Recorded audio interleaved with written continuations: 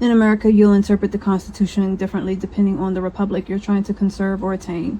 And if we take into consideration that there are two republics on the horizon being competed for every 2 to 4 years by Americans, and these republics are a borderless democratic republic and a constitutional republic with democratic processes, we can find our answer. The short answer is, if you want to live in a constitutional republic with democratic processes, you're going to interpret the Constitution in a way that supports that.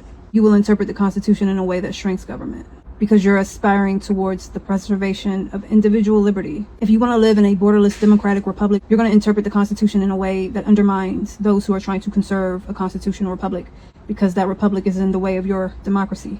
You'll sacrifice individual liberty for universal equality. You believe the government will distribute universal equality. Universal equality is what you'll pay for with your First and Second Amendment rights. In a democratic republic, you pay for your human rights with your constitutional rights. So yes, you will interpret the Constitution very different depending on what republic you're advancing towards. Why? The republics we're competing for are so fundamentally different that they compete until one has a death. So the question is, do you expect someone who wants to live in a borderless democracy to interpret the Constitution the same as you? It's antithetical to the democracy they're trying to build. That's why it's so important to address the union. The concept of inalienable rights can't even be defined the same by these two groups. What's really important to maybe remember here is that it all comes down to meta ideology.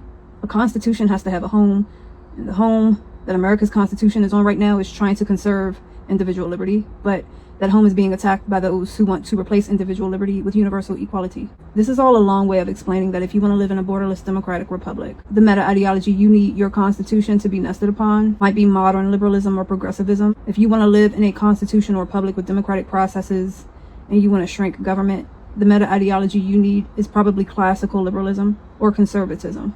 These meta ideologies are incompatible.